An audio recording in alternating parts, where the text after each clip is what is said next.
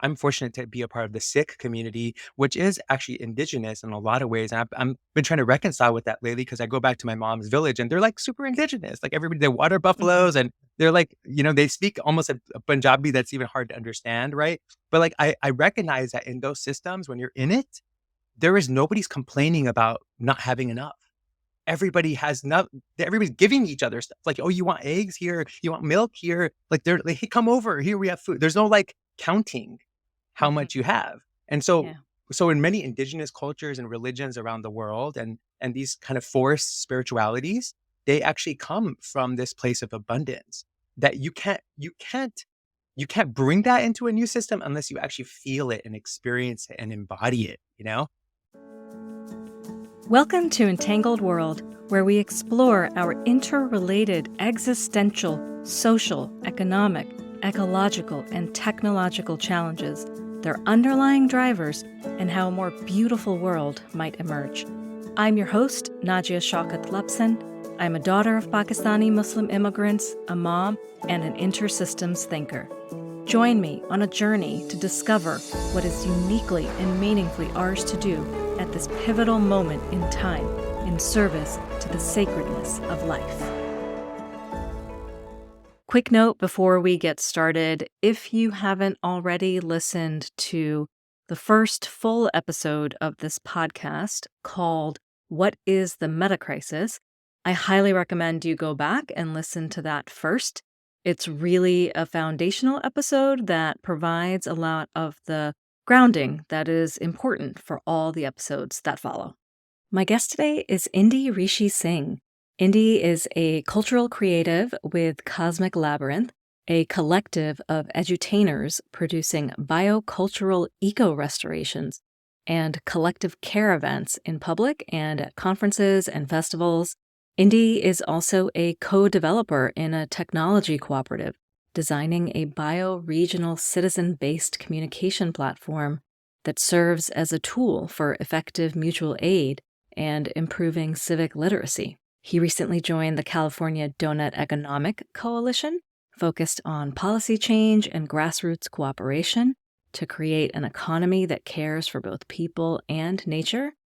And he's also a board member with Cultivating Self, a nonprofit transforming and reimagining healthcare by focusing on the education and empowerment of caregivers. And he regularly shares neuroplasticity and resilience techniques with corporations and organizations around the world. This was a wide-ranging conversation. We explored many topics of a personal nature, as well as what responses to our entangled global crises might look like. Indy talked about his experience in medical school, where he witnessed many contradictions and found that an integration of different perspectives was really lacking, which then led him on a journey to explore ancient practices of healing, like Ayurveda, a 5,000-year-old practice originating in India through which knowledge was embedded within stories as a way of transferring information in case some of it got destroyed. And it got me thinking about what Tyson Yunkaporta talks about in his book Sand Talk, about embedding wisdom into objects like boomerangs or even our hands and knuckles. And if you have no idea what I'm talking about, definitely go check out Tyson's book. Indy also talks about how systems doing is very different from systems thinking. He says when you're engaged in systems doing, you have to go to those places, you have to ask questions, you have to humble yourself and be willing to learn and let what you learn change you. You have to allow emergence to happen rather than having a strict agenda for what it is that you want to have happen. We also talk about the importance of sacrifice, that if we truly want things to change, we have to be willing to sacrifice something. He says oppression and tyranny take advantage of our fear of sacrifice. We also talk about ancient practices for sense-making and how in Samkhya, in the Sanskrit tradition of philosophical debate, you actually take on your opponent's perspective and then you take on other perspectives beyond just those two polar perspectives. You attempt to look at things from multiple angles And even then, you can just grasp a small portion of reality. We talk about how Hippocrates, of the famous oath in medicine of first do no harm, that Hippocrates went to India and studied Ayurveda. And I've been thinking and exploring this more recently, this question of where does our knowledge come from? How has it evolved? What can we learn from ancient civilizations that lived sustainably in relative harmony and balance with all of life? How might we incorporate that wisdom into new civilizational design? Indy uses some terms in the conversation that I understood because of my South Asian heritage, and I encourage you to look them up if they're not familiar to you. I'll include some of them in the show notes. Lastly, there were some challenges with parts of the recording towards the end, but the audio was unaffected. So I hope this conversation maybe shakes things up a bit, gets things moving in your mind and body, which are actually one and the same, but that's a conversation for a future podcast.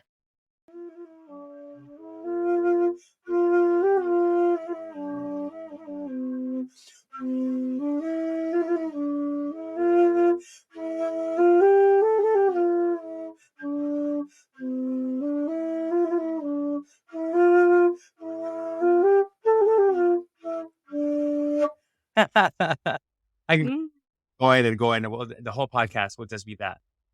I love it. I love it. Thank you so much for opening the conversation with that. That was beautiful. Yeah, it makes me wonder, what if we started all conversations with just some harmony or harmonization, whether it's with Mm, or with our own vocal cords? yeah, I love that. I love that. My it's bringing to mind my 5-year-old is really into music right now, and he's been actually really into like playing things that you can blow into, like whistles and flutes and recorders and things like that. So, Yeah, I messed up years ago. I was, traveling through India shooting a documentary, and I was stopping at different orphanages. And I had just started playing the flute at that time, and so I had my flute, and all the kids, there was like 50 something kids at this one orphanage, Red Cross orphanage, and they're like, "We want one, we want one." I was like, "Oh man, I gotta do something." So I went to the local, there was like a local area, right, local shop area, and I bought 50 flutes, and I gave them all out. oh, I mean, the kids loved it, right? But the yeah. people, man, the principals and the teachers, they were like, Yes, because the adults in the room are the ones who have to listen to it all day long. That's very sweet that you did that. I love that you did that. I love our non-traditional opening. So welcome to the Entangled World podcast. Indy, I'm excited to talk with you today. I think you're sort of a fellow traveler on our collective journey towards a more regenerative, beautiful world. And I'd love if you could just kind of share a little bit about your story and how you've come to do the work that you do. "Yeah, wow, that's a journey in itself, just explaining, how Yeah. I got here and how where we're going." And I can't, I mean, obviously this question is very interesting. I pondered this for the past few days, and I can't help but remember when I learned in Hawaii from the elders out there, and just from many different indigenous, elders and brothers and sisters that I've met over the years, and just connecting with my own indigeneity, that we have to acknowledge that our story is not possible without all of our ancestors, and all the courage and the sacrifice and the resilience that our ancestors, did. I mean, I know mine specifically. My grandfather was in World War II. He was a farmer that was a Sikh farmer that got picked up because the Sikhs, the British were like, wow, they're like really, they're put together and they're strong and they're, Hmm. they're loyal and they don't do drugs and they're not like into all this stuff. So my grandfather fought in World War II because of that. And so I have ancestors that were warriors. I have ancestors that were farmers. I have ancestors that were saints. I have ancestors probably that were sinners. I have ancestors that were healers and ancestors that were teachers. Just want to acknowledge all of them, the ones I met and had the honor to be able to connect with and tune in with, but also the ones that I feel within me. And I feel within me when I also noticed like the tyranny and imperialism and colonialism and the toxic effects of those things. I know that I had ancestors that resisted those and successfully resisted them, not just, they didn't fail. Otherwise, I would not be here with Hmm. kept continuing to speak the language and continue to speak the traditions and speak and share the cultures and practice the culture. So I know that they succeeded somewhere against those toxic colonial and toxic things that happen in humanity. And I'm really grateful for all those ancestors. And then coming up to my mom and my dad and what they did as immigrants, coming to America with nothing, escaping oppression and corruption in India, to come here to make a life for themselves with nothing, like no money, like not Mhm. even able to speak the language. Whoa! And like we all complain so much not having stuff. I can't believe how many people complain that they don't have money and they have so much money. And I'm like, wait, my Yeah. parents had no money and they made it Yeah. our whole life. And so I'm grateful for them. I'm grateful for my brother for, his sacrifices and his courage to show up and how he did and working hard and creating space for his little brother to do what he did. Cause I wouldn't be who I am if my brother wasn't the good brother, and I got to be the black sheep and like be a proud black sheep and certified black sheep and just go and follow my dreams. Once I like crashed and burned in medical school, it was an opportunity for me to be like, wait, I tried to kill myself in medical school. So for me, it was like, all right, this is not the right path. The near death experience like revealed to me, I can't do this. Like I spent my whole life studying. I'm so smart, but I wasn't happy. I wasn't even healthy myself. How can I help Mhm. others be healthy? Um, and that led me kind of to get out of that and go just go find out who I am, reconnect with my ancestors, reconnect with who I am. And that led me back to India. Connecting that deeper in India allowed me to connect deeper with my ancestors in that way by actually getting my hands in the soil, getting my hands in the poop, the water buffalo poop, hanging out, also with elders and different people along the way really has kind of opened up the portal for me to be like, wait, education isn't just going to a class and studying and paying hundreds of thousands of dollars to get certified. The best education comes from finding the people who are practicing what you want to learn and they like are masters of that practice and then just Yeah. being in service to them. I changed how I pursued education by just finding masters and being like, how can I serve you? And just teach me whatever you got. And in that space, I learned from people in a month or a couple of months what people probably take 20 years trying to learn in a formal education. And so I'm really Mhm. grateful to kind of open those portals up with different teachers who are now my friends. They're not just teachers, and some of us are colleagues now. And it's really cool to kind of grow and evolve within myself to also actualize that as I'm gaining all this perspective and experience and knowledge from other people and wisdom, that I also have a duty and responsibility to share it with others. And so I'm always super grateful to be not just a student, a perpetual student, but to be a perpetual teacher too. To always be passing that knowledge and wisdom forward, whether it's around health or educate or well-being, or it's around academia, or maybe it's around civic education, civic literacy. Maybe it's around just being how to be human and living with purpose and meaning and Mm. happiness and joy, like those simple things that allow you to go further into those things that are challenging and scary and shadowy, right? But I can go in many of those directions. I just want to give you a moment. Thank you so much for sharing. There's like so much I want to dig into there, because I think we have some commonalities in our background. So my dad was born in India, moved to Pakistan when he was about 9, shortly after partition. So all Um, of what was going on there, and then essentially grew up in Pakistan, and and it's tricky because he pretty much considers himself Pakistani, but he was born in India, and obviously the rivalry between the two countries that has historically been there, and we are Muslim. I grew up in a traditionally Muslim household. But the story that you were saying about our parents immigrating here with zero money. I mean, yeah, he tells that story of I came to this country with a quarter in my pocket. And I actually think it's like not too far off from the truth in terms of what he shared with me about, his experiences here. He came here after he had completed engineering college in Pakistan, and then he came here and completed his master's degree in civil engineering, and he didn't have enough money to pay for the whole 2-year program. And oh, back then they allowed students to take as many credits as they wanted per semester. There was no sort of like, this is the max and you have to be here for a certain amount of time. And so he went to the dean and he was like, I can only afford to pay for 8 months, and I can complete the program. Um, you know, I can complete the whole 2-year program in 8 months. And the dean was like, you're insane, because no one has ever done that. And that's an insane amount of work, and all of that. And he did it. He did it. He graduated with honors. I mean, it's like incredible. Wow. Yeah, yeah. I mean, just indicates how the incredible resilience, and like the ability to adapt to the Yeah, challenges. to the challenge when you have to, right? When you have no choice, when you're pushed against the wall and you're like, this is what I got and this is what I can do. Yeah. Yeah.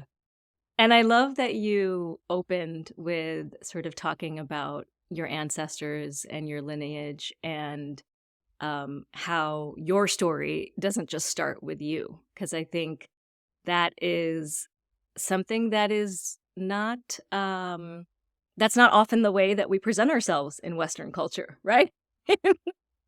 We're like, my story started with my first job and my career, and then I did this and I did that. And so I appreciate that you started from a different place.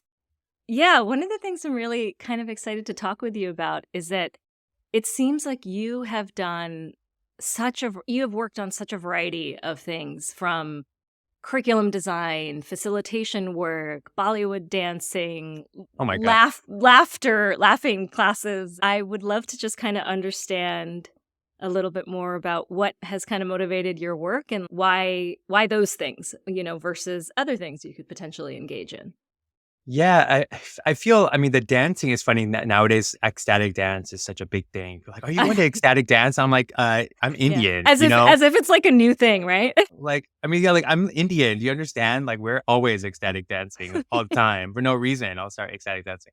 Um, but dancing I think is always just a normal thing in our community. I mean, I have a unique experience with it because my father was he was on a dance team when back in the 30s and the 40s, right? He was on the first Bhangra team that actually performed, like actually organized. 'Cause Bhangra was only done to celebrate, right? It was celebrating the harvest. It was celebrating celebrations, Lodi, right? Whenever these most of our celebrations in the Punjabi culture are around farming, right? It's around like the seasons, and it's very shamanistic actually, if you really tune into it in that way. And my father was a part of a team that organized it and created performances, and so they actually traveled around the country and performed, like actually organized Bhangra performances. And so I kind of feel like I picked up a lot of moves from him. But my mom is also a really amazing dancer, but she came from the village, and in the village they have dancing, but their dancing is like the women have this like unique dancing, right, called bolia, where they like do limericks back and forth with each other and they dance while they do limericks. You know about that, right?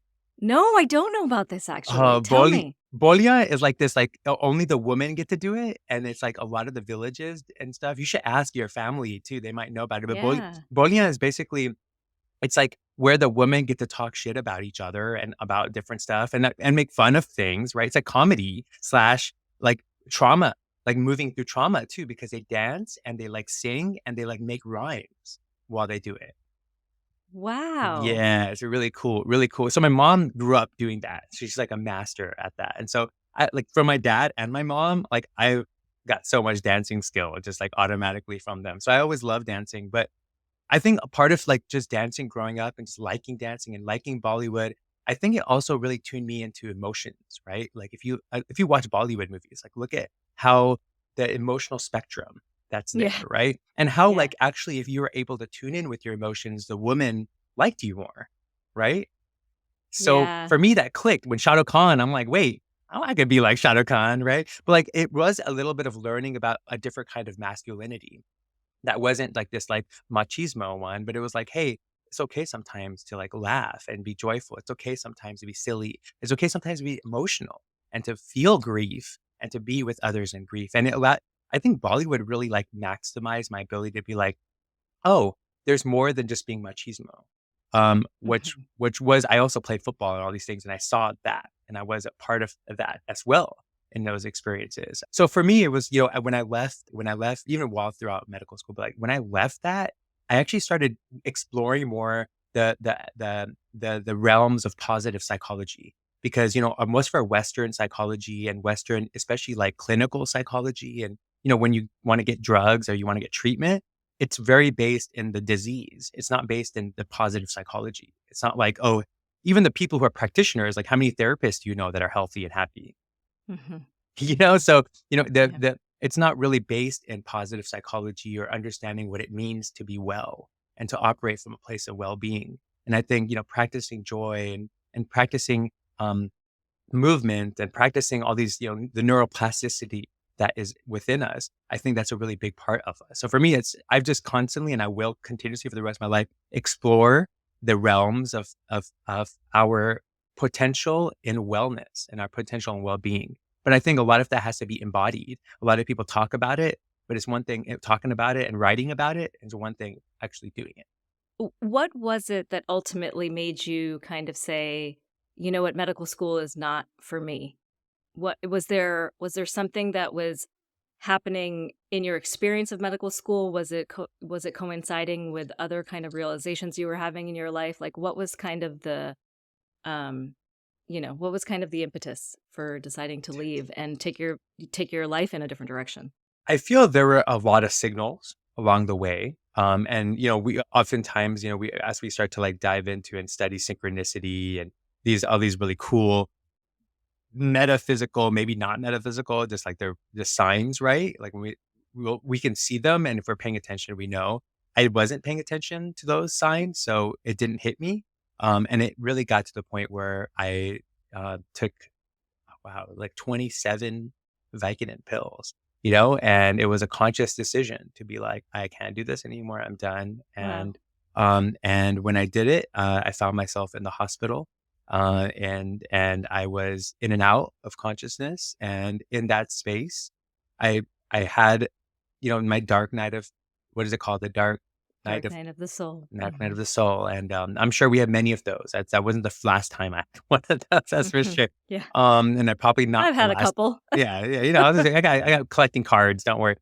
Even at the medical school I was at, there was a lot of, there was a lot of, contradictions, right? Like, I would get in trouble for asking questions. I would get in trouble for trying to, get, to actually advance in the career because the way I wanted to. It wasn't a space of, I always thought science was a space where we come together and we debate things and we're like, if there's a problem, I mean, my sister passed away from cancer, right? At a young age. So for Mm. me, I wanted to solve problems, right? I want to solve cancer. I want to solve these things. And we weren't integrating different perspectives. We weren't having discussions in medical school. And it was building on me, And the more it Mhm. built on me, the more actually I didn't show up, right? In a lot of ways. And I would get in trouble for not showing up. Right. And so I think that dark night of the abyss, like coming out of that, it was very clear after that, okay, I'm not going in that direction. Wherever direction I'm gonna go in, I'm not gonna go in that one. And it was pretty kind of scary, being dissy. It's like our parents worked their butts off. So they're like, what are you doing? Oh my God, Yeah. we lost our Yeah, like, son. how dare you quit medical school? It's a big deal, and it continues. I mean, my dad passed away a couple few years ago, but he still wasn't over it from the day he passed, and I think it's a tough thing for, um it's a tough thing in our communities where we only see one lane for success, and we don't recognize that also being an artist is a success, and uh, being a saint could be a success, right? Like, there's many other paths to success that especially right now in the world. Like, do we need more business people? Do we need more doctors? What do we need in the world more right now? Mm. Mm. Yeah. Well, I'm so glad that you made it through that experience and that you're here with us today to continue contributing your gifts to the world. And I applaud you for being brave to make that decision. I'm sure it took also just everything that you're sharing, right? About family expectations and relationships with your families that can be damaged by some of the choices that you make. So, yeah, I applaud you for that.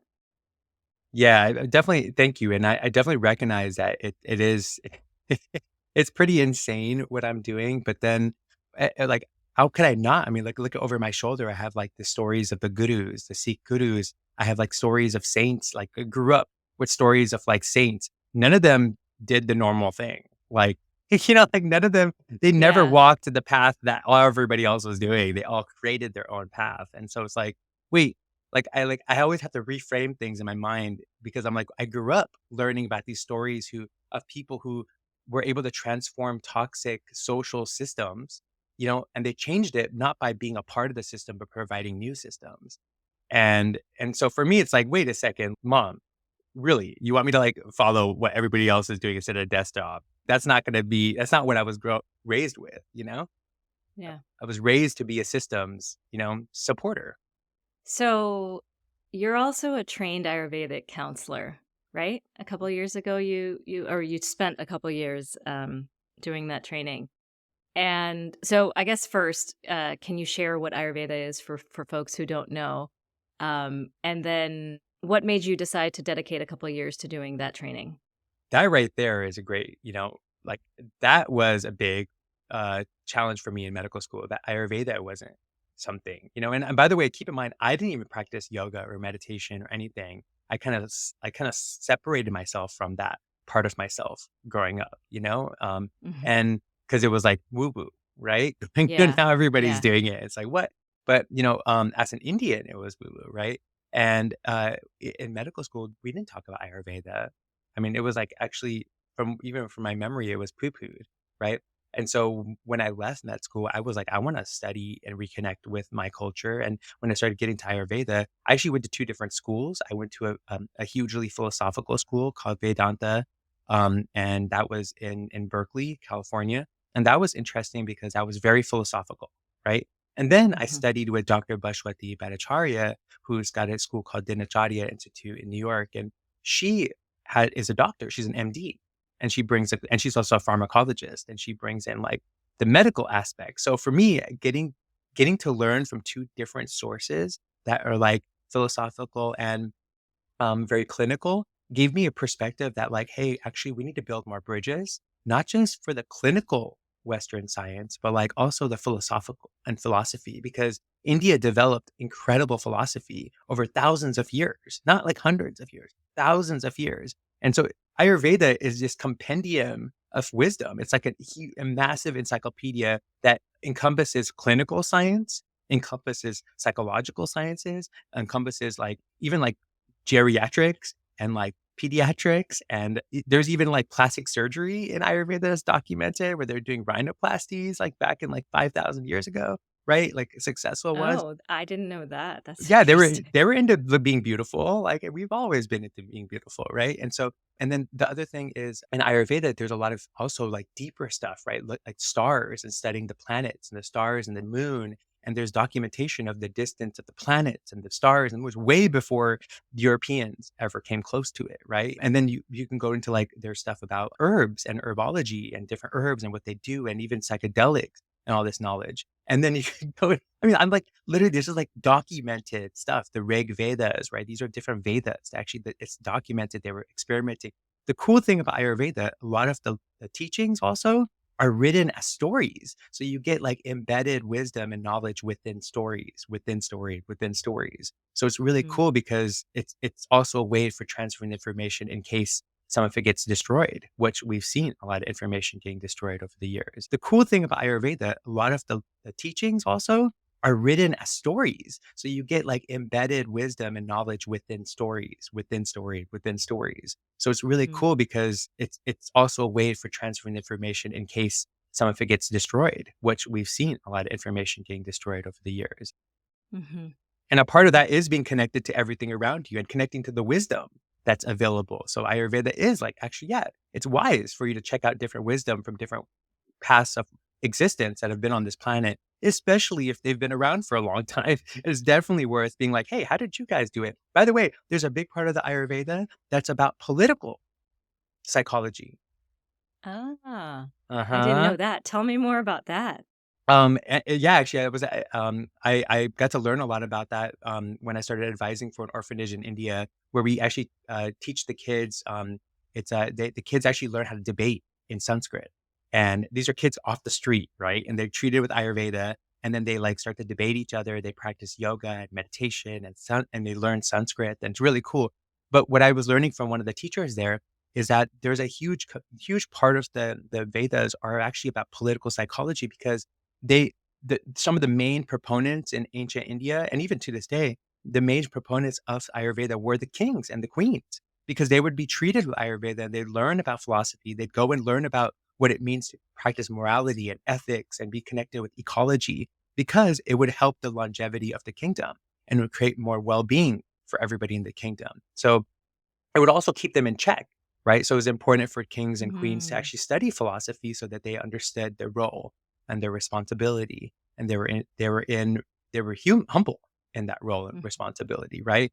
And it's interesting to think about that because this is way, way before, right, the Stoics, right? Uh, In fact, it might be even proposed that the Stoics were studying Indian philosophy. I always wonder things like that, right? Like we're so much of our foundational beliefs from a Western culture. I always think about that. Like where did they get their ideas I mean, from? Hippocrates, right? He literally went to India and he like studied Ayurveda and he came Yeah. back and created a naturopathic healing, but that was literally Ayurveda he brought back, you know? I would say, I think similar to you in many ways, I started to kind of come back to my culture in a way as I got older. And, when I was younger, my mom would have her traditional ways and traditional herbal therapies and, make sure you drink the black seed oil when you get sick and put the black pepper in the honey and everything. And I would like balk at those things. And now as a mother and, hopefully someone who's a little bit wiser, I'm like, these things are amazing. We've had these natural remedies for such a long time, and obviously I'm just speaking of like the physical health components. And I'll share a small personal story. So I went through a period last year where I was just having like a lot of gut stuff going on and was feeling really tired and fatigued and brain fog and all those kinds of things. And went to, the gastroenterologist trying to figure out like what was going on and, you know, did a colonoscopy, like all these things. And, they basically didn't really find anything that they thought was too concerning and kind of sent me on my way. And I was like, well, I still feel like crap, so something's not quite right. And I went to an Ayurvedic doctor and had a full kind of assessment done. And one of the things that she suggested was, well, so she figured out my dosha. So one of the things that she had me do was this very sort of gentle kind of cleanse for a week, and then some dietary changes. It was not easy. It was hard. It took a lot of work, but I felt so much better after just 2 weeks of following Ayurvedic principles, and it wasn't just diet, it was everything. It was pranayama, it was meditation, it was being outside in nature, it was yoga, it was, detoxing from digital, it was all the things, right? And so, I was very privileged that I was in a period of my life where I could do that, and I did do that, and I prioritized it, and it healed me. And I healing is an ongoing journey, so I don't mean that to say like it healed me I'm permanently, but healed. yeah. But after months of going to Western doctors who weren't able to help with any of it, this was a path. So anyways, that was sort of a tangent, but No, I'm glad that you shared that, and I think that's a story that we need to be sharing more of. I think it's very it's I mean, at this moment, we have to realize that we didn't get healthier after this pandemic. We've gotten worse yeah. and we also, there was no, I was really disappointed. I tried to rally conversation. I even hosted a few debates, virtual debates during the pandemic. And I actually got censored because of those debates, even though the debates was like with doctors, talking to other doctors and having Ayurvedic doctors talk to them. And like, it was weird to like be shut down because it was like, wait, don't we like before pandemic, doctors would come together and have like debates and conversations about all kinds of things, and during the pandemic, there was no, like, coming together of, like, "Hey, Mhm. what can work for people? What's the cheapest thing for people to do to be healthier? What's the best thing for people to do to be more resilient against illnesses for their families and their loved ones," right? Like, what a great Yeah. opportunity. So you sharing your story is really valuable because I think we have to understand so many of us haven't learned about gut health, including doctors, right? Like we took Yeah. one class in nutrition. And if you're like a DO, maybe you took like two or three classes, but you still don't understand how food is healthy. You don't learn about soil health. You don't learn how important how essential if the soil is like, if the plants are grown in a healthy way, in right relationship with ecology, that food is much more medicine than if it's grown with pesticides and it's grown, even like not with sacredness, right? Because sometimes even that, the karma might be in Mm. there. So if it's abusive, if, nowadays Costco's using all this like prison labor, right, for their farms. So like, what if that food, you're also absorbing the qualities of the karma in the food as well. And so when people are like, oh, why is like nothing in my life working? Well, maybe there's karma that you're picking up and you're not Mhm. discerning between the ethical things you're eating. Like, are the things you're eating and the things you're digesting through your eyes, are they ethical? And how does that Yeah. then process within your consciousness and within your soul? But I did want to pin something for you. One of the things, I'm on the board of a nonprofit called Cultivating Self, and it's funny. I have to say, like, we can tell our stories and all this stuff, but I hope one of the things that comes from this conversation to the folks who listen to this is if we want to reconcile with the things that cause us suffering, like ultimately all of us, like if there's things that trigger us and they like really anger us and frustrate us, and like there's pain points that we all have. Maybe it's we were abused as children, or we were something, there's infinite amount of things that like cause us harm from within our soul, right? Mhm. I firmly believe the only way you can reconcile that, and this is from studying a lot of different paths of life, a lot of spiritualities, right, from different perspectives. I feel the only way you can reconcile that is by diving into the shadow, dive into that pain. And then when you dive into that pain, do something actively to transmute that suffering, right? Like with active Mhm. participation, not like writing a book or whatever. No, like actually like participating on a regular basis of transmuting the energy. So for me, and in that light, for me, the way that I reconciled with what I suffered in medical school and why I didn't finish it, right, was because it wasn't aligned with well-being and it wasn't aligned with wellness.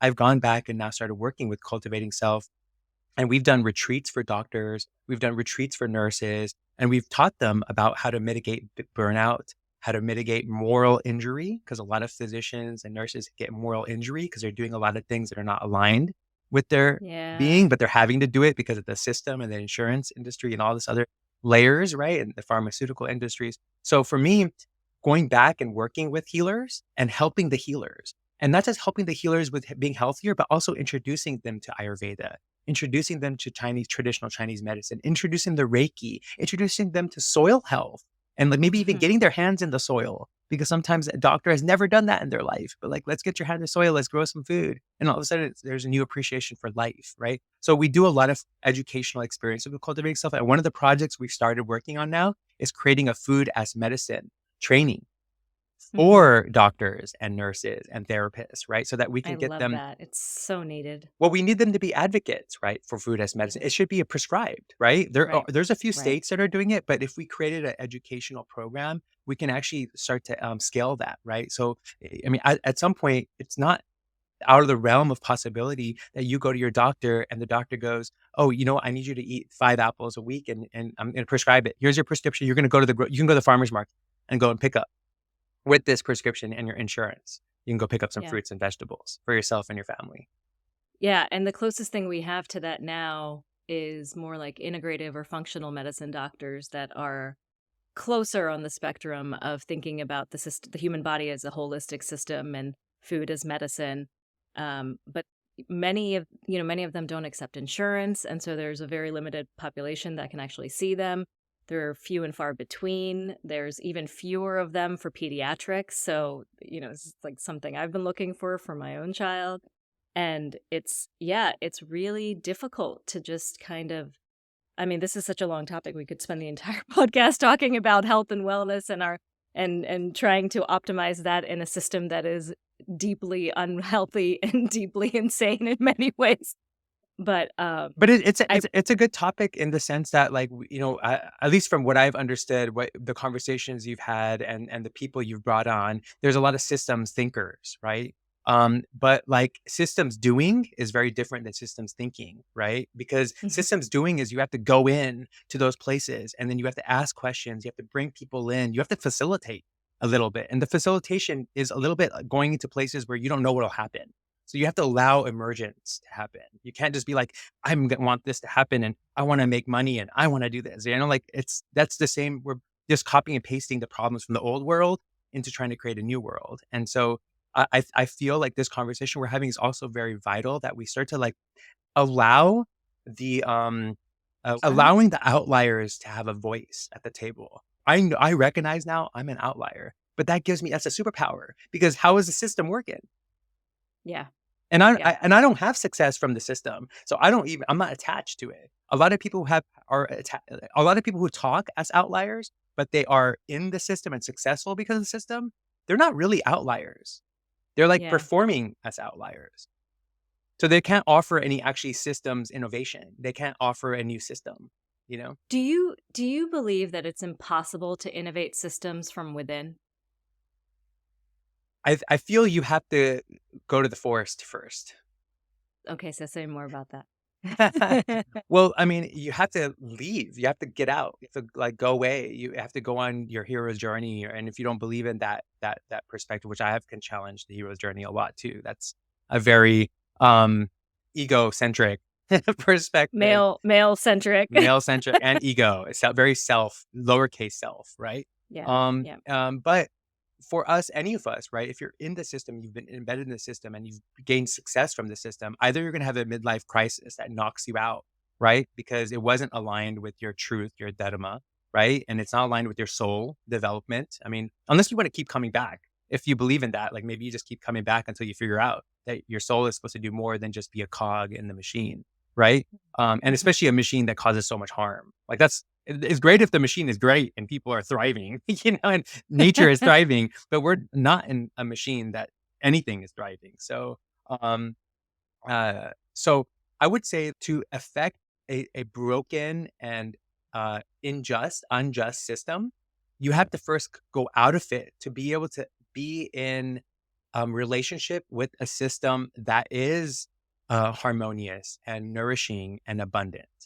And this system we're in is so scarcity mindset. It's so oppressively distractive and hierarchical, right? That it doesn't allow you to actually like come from a place of pure abundance and pure well-being and pure, you have to kind of like leave that. Mhm. And yes, Mhm. I say the forest metaphorically, but I also say literally too. But Yeah. but it's but it Yeah. is also really important to see the metaphor of that too. To be, we all have grown up in a scarcity minded religions, business systems, education system. Everything is scarcity minded. Like look at the biggest religions in the world. They're like incredibly scarcity minded. There can only be us and no one else. Yep. Where you go to Yep. Or indigenous. you have to follow these rules, otherwise you don't get that ticket to heaven. You don't get the ticket to heaven. But then you go to indigenous cultures that have been around a long time, that have been resilient. And I'm fortunate to be a part of the Sikh community, which is actually indigenous in a lot of ways. And I'm been trying to reconcile with that lately because I go back to my mom's village and they're like super indigenous. Like everybody, they water Mhm. buffaloes and they're like, they speak almost a Punjabi that's even hard to understand, right? But like I recognize that in those systems, when you're in it, nobody's complaining about not having enough. Everybody's giving each other stuff. Like, "Oh, you want eggs? Here. You want milk? Here." Like, they're like, "Hey, come over. Here, we have food." There's no, like, counting how Mhm. much you have. And so Yeah. so in many indigenous cultures and religions around the world and these kind of forced spiritualities, they actually come from this place of abundance that you can't bring that into a new system unless you actually feel it and experience it and embody it, you know? I love that you're sharing that. I think our modern society can learn so much from studying indigenous and ancient cultures, and not in like a cultural appropriation kind of way, but with deep respect and reverence for the sacred wisdom that has been developed by our ancestors over thousands of years. And it reminds me of I listened to one of your episodes on your Political Hope podcast with Tyson Yunkaporta. That was a good one. I love that guy. Yeah, he's amazing. And he obviously a few years back he wrote the book Sandtalk. He just recently come out with a second book. But when he talks about sort of the way that he wrote Sandtalk about kind of, where his intention was to turn the lens around and explore an indigenous perspective of modern society. And I'm curious if you were to do the same thing from the perspective of someone from the Sikh culture, what might you say about what's happening in our world today? Whoa. Dang. Uh, Yeah, and I'm looking around and I got like, the gurus over my shoulder. I got another Guru Tegh Bahadur Ji right there. Um, I would say this is a tough one. I mean, the feeling I get when I tune into that energy is getting on stage or getting in this or the middle of a group of people and like whoever they are, whether it's I don't care, right? At this point. I mean, for me right now is also recognizing there's a lot of people on the edge of doing something. Like there's a lot of people in the regenerative movements and you got the conciliation, right? Space, Consilience Project. right? So Mhm. there's all these people who are like inching towards doing the right thing, right? But I wanna be in the center of all of them doing all that from the space of the Sikh indigenous perspective and being like, "Okay, you guys are there. Now build up the courage to know you have to sacrifice something. Like, you got to sacrifice something. It's Mm. not gonna change unless you are willing to sacrifice something. Nothing comes from not sacrificing something." Mm. For me, I would say in our culture, we've had people had to sacrifice their children, people had to sacrifice their elders, people had to sacrifice their brothers and sisters, people had to sacrifice in many indigenous cultures, it's not Sikh is on the only one, to maintain those cultures and those communities and even to protect nature, people sacrifice so much. And in our current culture, people don't even wanna sacrifice not being able to go out to dinner. Let alone, Yeah. their children, right? And so, like, things are not oppression and tyranny takes advantage of that fear of sacrifice, actually, because it Mm. keeps you in this hypnotic, like, feeling of like, "Oh, yeah, you're doing something gradually." You'll get there eventually, and that eventually never happens, actually. The Holocaust happened, and what the, ecological disasters happen, and then it's like, "Wait, we're gonna get there eventually. Let's write another book about it. We're gonna get there." But the sacrifice is actually having the courage to act in the moment, the courage to actually give something up so that something greater can happen, you know? And so Mm. that's where I would be coming at right now is like, listen, everybody, you gotta be extra courageous. And if you don't know how to be courageous like that, find those people who are courageous. Who are yeah. Yeah. Yeah, because as you're saying that, I'm it it's just I'm thinking about the fact that most of us probably don't know people who are making those deep sacrifices, right? So, like, where are we looking to in terms of modeling values, right? There's so many people who are, in very well intentioned ways, trying to affect culture and trying to affect our beliefs and trying to move society towards a more interconnected, holistic perspective of all living things on Earth. And yet, so many of us are doing it from the comfort of our privileged lives, like behind a microphone and a MacBook and a whatever, right? And so I guess I would say, from a practical perspective, what might you say for the types of sacrifices that people who are in positions of privilege to be able to do work like thinking about systems, writing books, producing content about systems, and maybe they are even engaged in local community work in some capacity.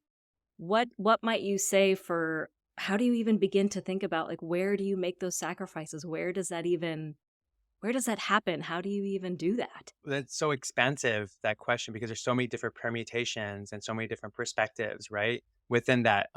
However, from the patterns I've noticed, is from decent people who have really good intentions, right?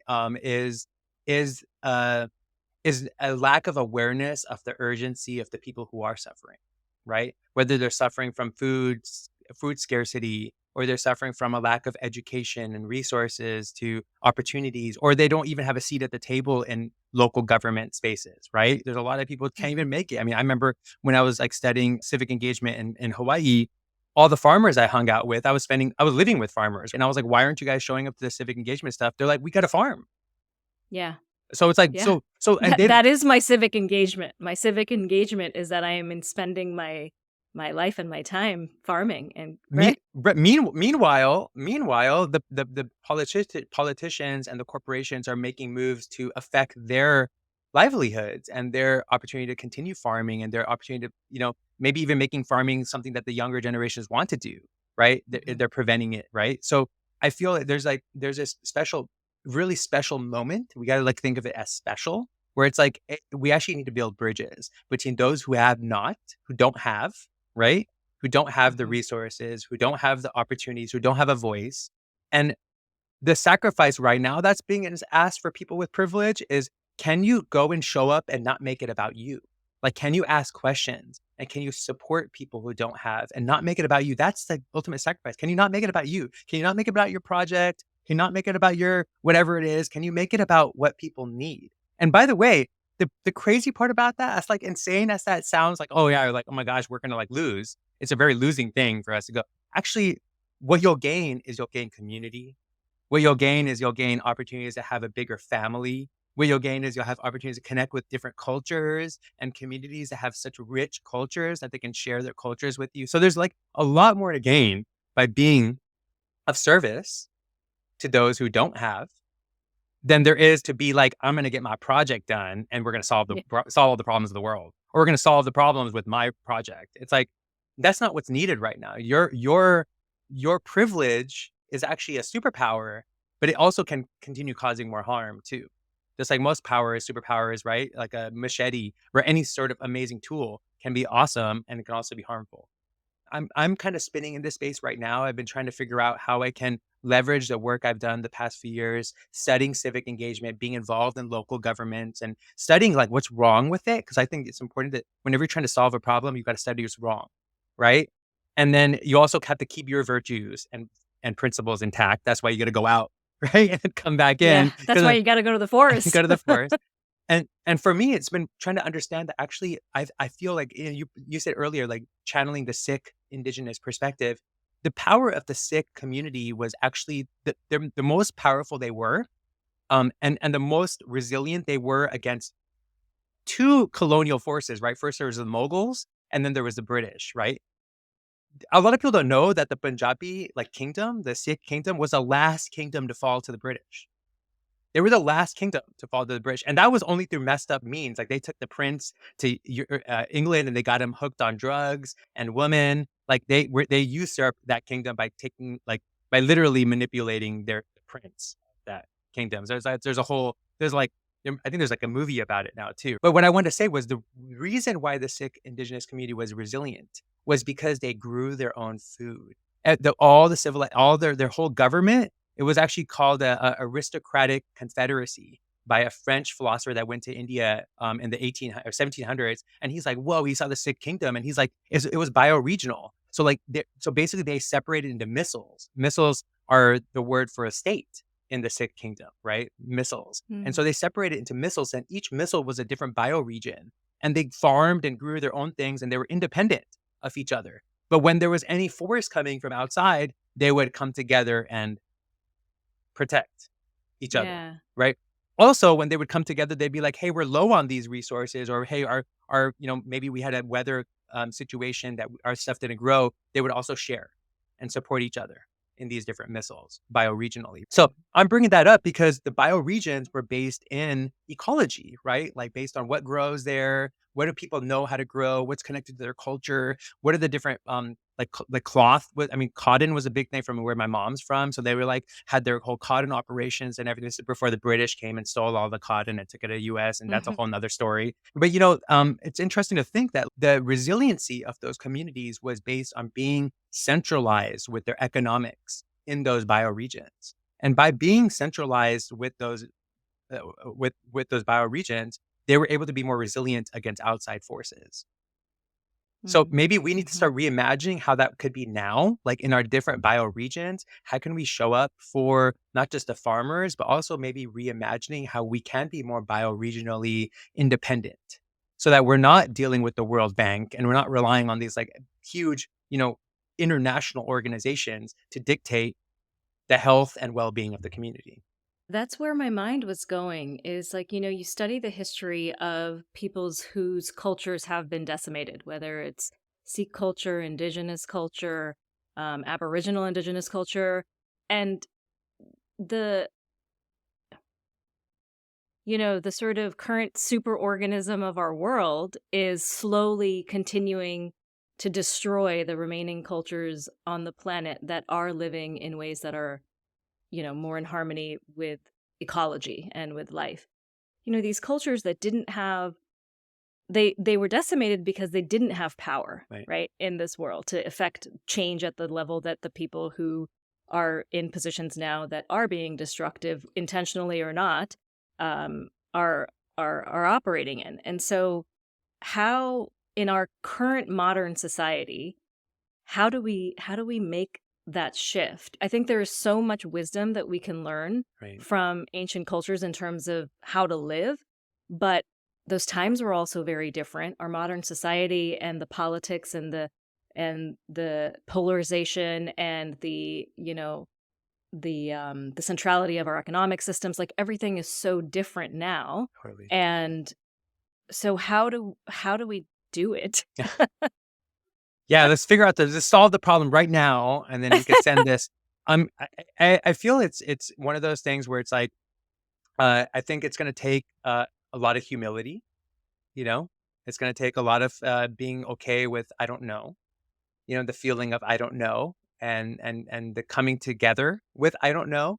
I feel a lot of it, what you're talking about, like, is I for me, I can't help but also recognize the power of celebrating each other, celebrating different cultures, bringing everybody into a space where we actually are celebrating our different perspectives of resilience, our different perspectives. Because like, embedded within the dances and the music and the food is resilience. And so for us to access that genetic information through the senses, not through Mm, intellectuality, right? But through the senses and like bringing it together, we might actually start to actually from that place of celebration, maybe that's where we can also we can start to carve or maybe what is it called? We can start to create the weapons, right? That will be valuable. And maybe the weapons are not even weapons because a lot of weapons sometimes are not even weapons. The best weapons, you don't even use them, right? They end up being used for mm. other stuff, right? For the best weapons end up being used in your field, you know, to deal with the weeds, right? Um, and so I think it's important for us to start to recognize that actually it is really important for us to build resilience and actually to be warriors. But what's being called for us is not to be warriors of violence but of warriors of I think there's a word I was watching a really great video about this recently that the warriors that are being invited today are not the warriors who are fighting, but the warriors that are bridge builders. Like we need warriors that are Hmm. masters at building bridges between different communities, different people, even between the people who are messed up. Like you were talking about, there's people like Zuckerberg and people out there who are very severely disconnected from humanity, for better or worse, right? They're doing their best, but they're just disconnected. So how do we even build bridges for those people who are disconnected from their own humanity? Or the potential humanity that's possible in the universe. That so much so, kind of like tuning into the saintly energy, like whatever that saintly vibe Mm. is. And I come back to the saint vibe because our culture, like a Western culture, completely dismisses that energy because it gets too closely termed with Catholicism. But like, what is the saint energy? Like, how come we don't cultivate saints? Like, where's there a school for like studying sainthood? Why don't we like talk Mm. about sainthood? Why don't we talk about how actually the best saints were also sinners? So how come we don't like reconcile, like create more spaces for redemption and reconciliation? To witness actually that if you want to be a great saint, you got to be able to speak to everybody. You're not just a goody two shoes. Like you're actually able to Yeah, communicate yeah, even with the most evil, vile of people and be able to pull them over to a space where they can reconcile and redeem themselves. Right. yeah, So maybe yeah. we And need, you're not perfect either, you're right? not And perfect. you're the yeah, yeah. Which by the way, I can't stand that vibe, like how people project, "Oh, like you're so good, you're so good." Like, no, like being good doesn't get anything done, actually. Actually, it's you being able to communicate with people and coming to them where they're at, wherever they're at, whether they're poor or mean or evil or privileged, can you meet people where they're at? And can you show them that what humanity and love can be possible? What can be possible from that place of love? Yeah. Yeah, and it reminds me of, what Tyson often talks about in terms of how conversations are had in his culture, right? Yarning, where it's a really, it's a small thing, but there is an intentionality behind how he talks about yarning in conversations and the way that you show up in conversations, which is so different from what we're taught in Western culture in terms of like how you show up to a conversation, right? Who's got the last? Um, Who's got the last word? I got the last word. Even if you think about traditional debate classes and things, right? It's like, where's your evidence? How do you knock down the opponent's argument with your evidence? And rather than how do you start to build coherence? Where are the points of commonality? Where can you build from? That's Yeah. funny. The type of debating that our students, our kids in India, you have to go, by the way, one day, and your listeners have to go. We actually have a system where anybody around the world, if you guys want to come and stay at the orphanage in Varanasi, you can stay. We have 2 bedrooms. And we always invite people to come and stay and teach the kids. Whatever you come, well, like you get Ayurvedic food. You get to hang out with the kids. If you want to meditate with them or do yoga with them, you could do. They're the best tour guides. Like they'll take you around Varanasi. They're so fun. But we just ask that you share like any of your skills or anything that you have. Hmm. But they learn Samkhya, right? Philosophy, debating skills. So in the Sanskrit tradition of debate, philosophical debate, you actually take on your opponent's perspective. And then you take on other perspectives beyond just the 2 polar perspectives. So you like challenge yourself to pick up multiple perspectives and be able to argue a subject from multiple perspectives, not just your Hmm. own, not just 2 either, like Yeah. Right. developing more perspectives. And it's funny because even AI is figuring this out. I interviewed a woman on my podcast who's been studying political decision making and the AI around that. Like she's been actually like creating an algorithm to find out when there's like I think one of the projects she studied was nuclear reactors. Right, there was in Santa, I think it was San Luis Obispo. There's a nuclear reactor they want to build, and so they went out and they like surveyed people to find out like what are the positions. So usually when you think people are voting, there's like yes or no. But she discovered that over and over again, there's 7 perspectives, like 7 different choices come out, like when you aggregate all the different things people share. It turns into Mm. 7 choices, not 2 choices, 7 Yeah. choices, right? Interesting. Yeah. By the way, that Yeah. 7 choices is something that even Hermes Trismegistus, right, like a famous eh, alchemist from history, right, like a magician in history, also talked about 7 directions. If you want to learn about something, look at it from 7 different directions. If you want to know the best, if you want to have the best perspective on any subject, or the most, I guess maybe not best perspective is not the right word, the the As most, expansive or as, the deepest insight of something, yeah. you look at it from Yeah. 7 different directions.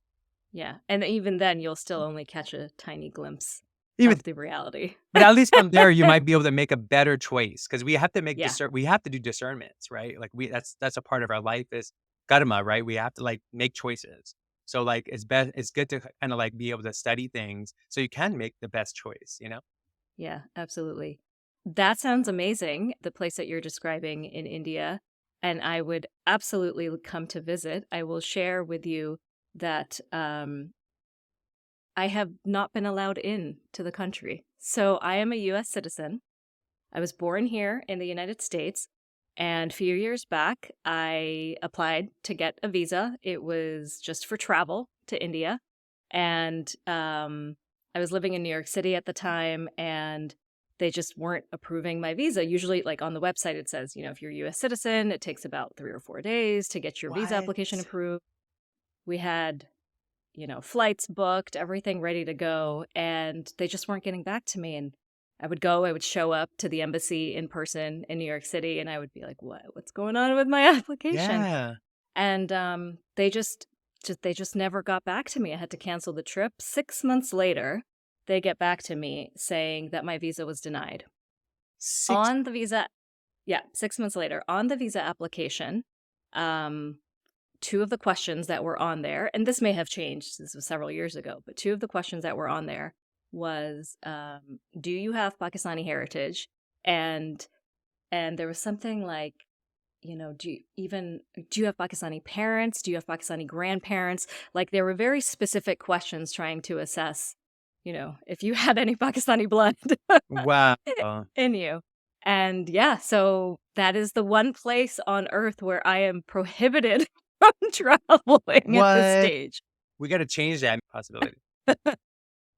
Yeah, it's kind of wild. Similar thing happened to my cousin who she got awarded this amazing fellowship to do volunteer work in India, and they wouldn't they wouldn't approve her visa, so she couldn't do the fellowship program. So for me, I can't help but like recognize the roots, like, I mean, I think doing Mhm. all the ecology stuff I've done the past few years, has really helped me look at things deeper rather than just like on the surface and superficial. And I can't help but notice that these are ripple effects from what the British have done all around the world, like I mean, I hate to pinpoint the British, but like, show me where they have it really stuff up and created a lot of division. You have India and Pakistan and Bangladesh, which is like, what the heck? It was like, Mm. that was even, they're Muslims and Hindus. My dad used to tell me they hung out all the time. Like, all the Pakistanis were actually in Punjab and they were all Yeah. hanging out. They're all homies. The Muslims and the Buddhists and the Hindus and the Sikhs, they were hanging out. And then when that partition happened, like how much, look,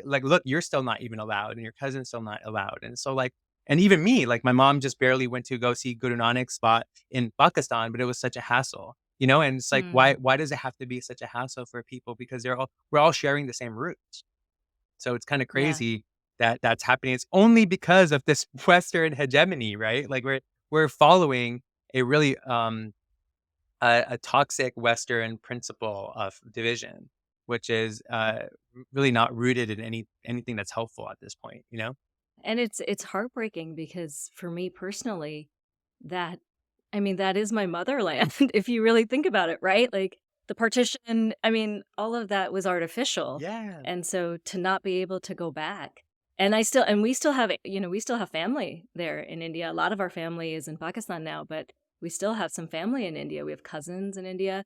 And we Zoom chat with them, but we can't even go visit, which is just yeah, it's It's hard. crazy. Well, I hope in this lifetime we can transmute that. I mean, certainly, if there was ever a moment in our lifetimes for things to transition a lot, it would be right now. Like as like we always say in our culture, like Kali Yuga, right? And during the Kali Yuga, like right now is like a really clear time of Kali Yuga because in Kali Yuga, all of the veils start coming down, so we can see the demons. Actually, like if you go into like the more metaphysical perspective, it's like Kali Yuga starts to reveal where the demonic forces are, where the shadows are, where the misalignments are, right? You can feel it now in every direction, even whether it's in our own individual lives, right? Or it's in our communities, or it's in the global scale. Like it's starting to become very clear, like who and what things are aligned, with goodness and Mm, truth and yeah. beauty, and what things are not. And so we really need to like that is actually awesome because now we need to realign with those things that do care about truth, beauty, and goodness, and then build from there. Because it is a really, I think somebody told me this recently, a teacher, that when there's Kali Yuga, right, the Satya Yuga, like, so the ages don't come, they're not just like one comes and the next one starts and the next one starts. Within within one stage, cycle, the new cycle is actually inside of it for me. So the Satya Mm, Yuga is actually happening right now within the Kali Yuga. And maybe some of us, even this conversation and the people that are tying in, we're a part of the Satya Yuga. We're the mm. we're you know we're the we're I guess we're the mycelial network that's forming, in the Kali Yuga. Yeah, I mean, that's certainly my hope with this podcast, and I imagine with you doing your political hope podcast as well. Which, yeah, let's talk about that a little bit. I'm curious what sort of made you decide to start that podcast, and why the focus on political hope specifically.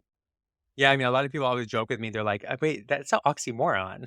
That's a That's why I love the name actually though, because it is, right? par It is a little bit of a yeah. Yeah, I mean, I'm a big student of, like, Zen Buddhism, so, like, I'm all about, like, giving people a cone, right? Like, cones are great neuroplasticity, right? When you see 2 things, 2 ideas that are contradictory coming together, it creates, like, a ding, like a intellectual giggle. And so for me, political hope actually, I don't even know how it was really actually supported by my friend Christina, who is a part of a group called We Deepen. And she's been focusing on relationship psychology and helping relationships, be strong and healthy for years. And then during the pandemic, she reached out to me and she's like, "Hey, do you want to start a podcast?" And I'm like, "I don't know. I'm very wary of being like, like, I mean, I don't know if you just saw, but like people like Jay Shetty and all these people, they're all like, they're also, they're such wannabes, right? Like they're not, they don't, there's people out there in the world who like get promoted and then they're not the real deal, you know? They're like, they're acting like the real deal. And so I'm always very wary about that. Like, how do I be authentic? You know, like I'm always Mhm. questioning myself and a lot of imposter syndrome. And so I'm grateful for her for pushing me to being like, hey, you need to do this, Indy. And we actually, before we even started Political Hope, it was like, hey, first, Indy, can you host some debates? Because this is like right at the beginning of the pandemic. And I'm like, some virtual debates. And she's like, yeah, you'd be great at like facilitating the debate. And so we actually started hosting these debates called mind sports. And one of the conversation was like capitalism versus socialism. And we would have like three people from capitalism, three people in socialism. And then we had one like vaccine versus not vaccine. We had mask versus not mask. It was really good. I'll just share that with you because some of them were like got really heated, but we made it also really funny. Like me and my buddy, we kind of had jokes and had it be more joyful. So it didn't get too, Mhm. like Mhm. too too like that. Grippy and like, yeah. Yeah, we made sure that we added some humor and light to it. But that kind of like moved into doing the political hope thing because it was like, right, maybe I should just do my own thing that will allow me to have a more intimate conversation. And as I started doing that, and I started like I've always been reading and studying. I'm always like constantly reading and studying different things.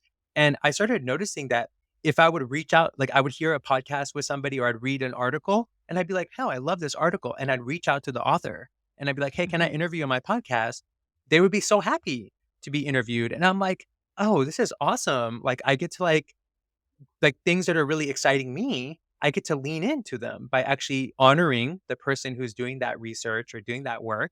And then I can learn from them in a more direct way. So over the years, actually political hope has become my therapy based on like what I'm experiencing, what I'm frustrated about with politics, but also like acknowledging that politics shows up in many ways. I mean, I've interviewed farmers, I've interviewed your non-traditional political actors, right? Like people who are like Mhm. community leaders that are not politicians, but they are actually the real politicians because they're bringing people together, they're solving problems, they're creating a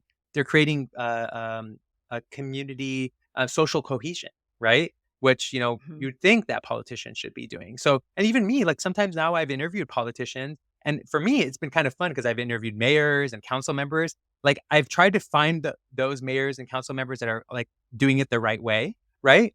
But while I'm talking to them on the podcast, I also drop in ideas. So it's not just, I don't just sit on my podcast and just like, we're going to just talk about you. Right. It's also like, hey, let's talk about ideas. Cause like a Mhm. mayor, if I can incept her with an idea, like she now can what if she like goes and uses that idea in her community or makes it her own?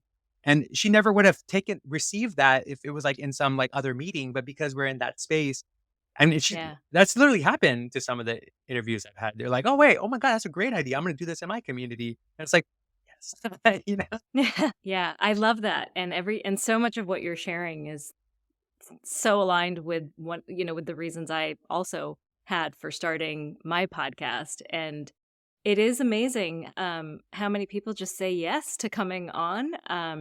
I've One of the things that I've been very intentional about, is I always ask my guests at the end, and I'll ask you at the end, who would you like to platform? Because it's my intention to try to have it be a very organic process in terms of who the guest is that's coming on, rather than like me sort of picking the person and being very specific. There's like, you know, there's certain people that I'm like dying to talk to that I want to have on, but I really, really try to, yeah, have it be much more organic in terms of who comes on. But like you, I'm constantly reading things, and there's all these questions that come up in my mind, and I'm like, oh, I just want to ask them in like a one-on-one conversation about these things.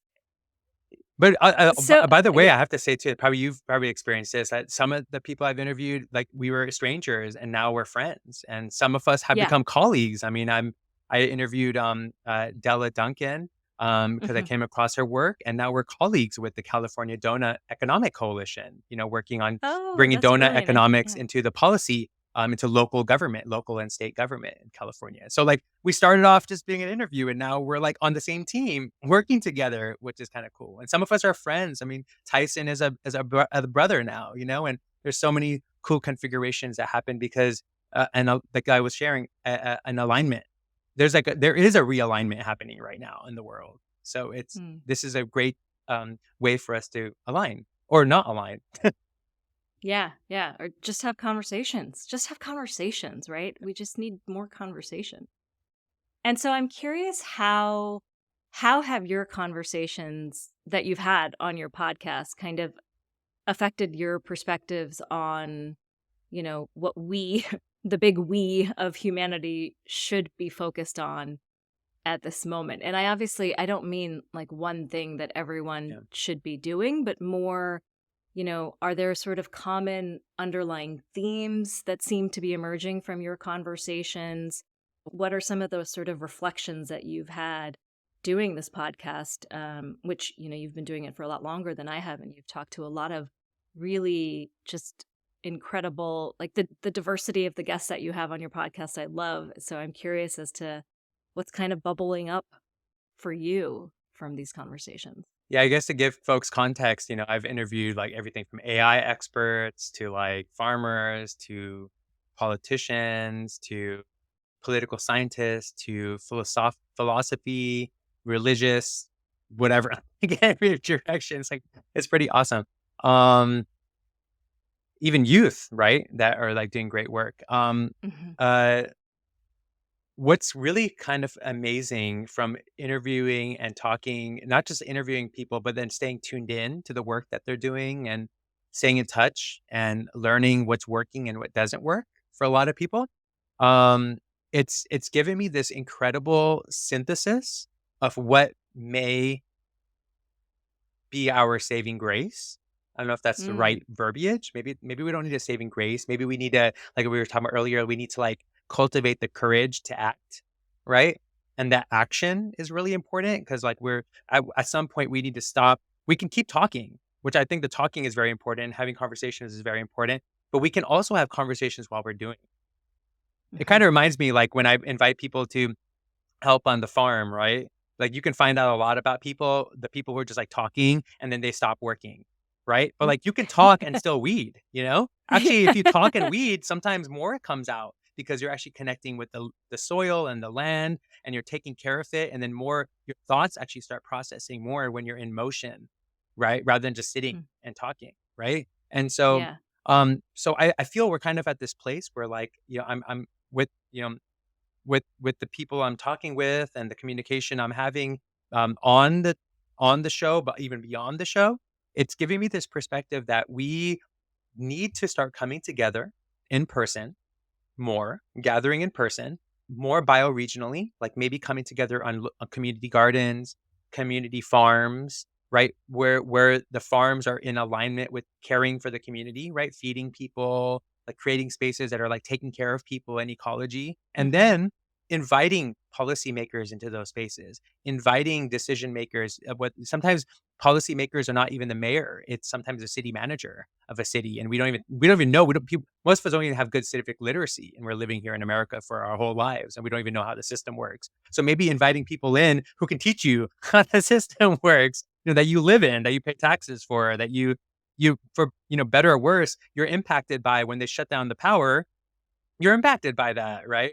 Your Mm. internet speeds, that doesn't have to be that way, but we're, like, not involved, so, okay, we get slower internet speeds than most of the first world countries in the world, right? So, we need to Hmm. start acknowledging that actually when we come together in these meaningful places, not virtually, we come together in person, and then we start to practice these amazing facilitation techniques that indigenous communities are sharing with us now, right? Like there's so many books, there's so many people writing about it. How do we facilitate coming together? How do we make sure everybody's heard? How do we make sure that the quiet people are acknowledged, but the loud people are also acknowledged, but they're kind of brought down a little bit because we know you're loud and we know you got a lot to say, but let's let the people in the back speak too. But like let us learn to facilitate with each other in a way that we're also building power together building power, not just falling back into who already has power, who has the resources, who has the land ownership, who has the whatever. But like, let's bring together people, but let's bring them together in natural places. That's what's very clear to me right now. That like, let's Mm. bring people together in gardens, community garden.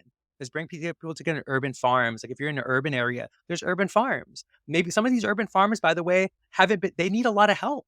Like there's like one or two volunteers doing everything all the time. What if like the people started coming together from the community to help out, and then we can also talk about the problems. that the community is having. And then we can reconcile those problems, come up with some like strategies. Like, okay, how can we show up at the next city hall together and say what we need, right? How can we invite the mayor or the city manager to come and talk to us here, right? Anyways, I also think the farms are really important because we're talking about soil right now and the future of humanity. We also need to start Mhm. going and connecting with farmers, and especially farmers who want to be in right relationship. There's a lot of farmers right now selling their properties to big corporations because they need to survive. But there Yeah. could be another story. There could be a story that if people came together, not just like people who had resources, but people actually came as a collective together with those who have resources and those who don't, and came and showed up to farmers who own land and being like, hey, how can we work together to care for the land, to do regenerative farming, to care for the soil, to create long term ecological and human benefit, right? And civic justice, right? But doing it in a Mhm. way that is like also bring allowing new farmers to germinate, right? Because there's a lot of people who don't have access to land but would love to farm, but they don't have access to land, but they don't want to work on somebody else's property and not get paid. Because there's a lot of that happening too, right? Where people Yeah. just get, or they get paid really little, or they're like, hey, this is you get to like live on our awesome farm. So just do free work. And there's a lot of that happening. I saw that in Hawaii a lot where people just wanted free labor and they were like, well, you get to be in this awesome property. And it's like, wait, somebody's making your land better and they're not getting any ownership of it. That's doesn't make sense either. So at the end of the day, when I say all of this, what I'm encompassing from the political hope and from all the work actually on the grounds work that I'm also doing beyond political hope, what's synthesizing is basically like ecological justice plus social justice equals civic justice. So Mm. for me, civic justice, which is not talked about a lot, but we don't really have any civic justice. We don't even talk about civic justice. Like, what does it mean to bring justice to our civic engagement, to our civic literacy, to our civic, just being civic, right? Because civics is like politics, right? If you like go into the etymology of politics, and one of my guests actually brought this up, politics, you know what that means? So you know when like somebody smokes something, like a ring forms around, Mhm. right? Mhm. So poly is that ring of smoke that like extends outward. So it starts from the center and it goes outwards. Mm. So it starts Mhm. in the center and it expands. And like just like a tree, right? There's like people surround a tree. In old school, right? That's how like politics were done. People sat at a tree and everybody surrounded the tree and they talked about stuff, right? So Yeah. that's the etymology of politics.